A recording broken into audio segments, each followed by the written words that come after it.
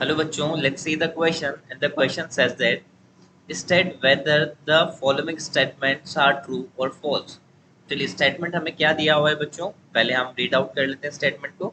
N aerobic microorganism decompose animal and plant waste in the presence of the water and produces gases such as methane, carbon dioxide, hydrogen and H2S, hydrogen sulfide.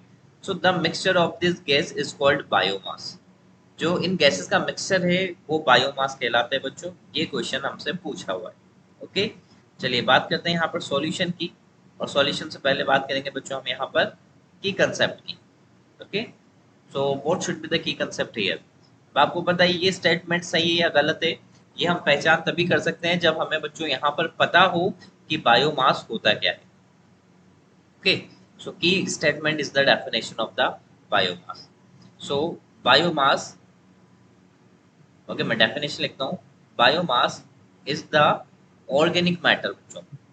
Biomass is the organic matter, okay, that is used that is used to generate energy, that is used to generate energy.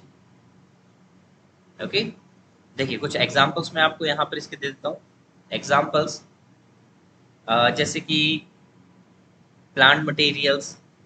Okay, organic matter की बात हो रही है बच्चों, तो plant materials हो सकता है, वुड हो सकता है, एग्जैक्टली बच्चों, फॉरेस्ट रेसिड्यूज हो सकते हैं बच्चों।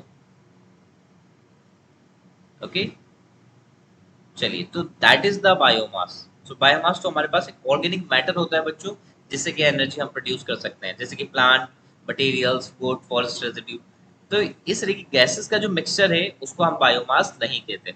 सो this statement is not true, that is completely false statement. Okay, so answer आप यहाँ पर लिखिए कि that is false statement. Okay बच्चों, so I hope you understood it well. Best of luck and thank you so much.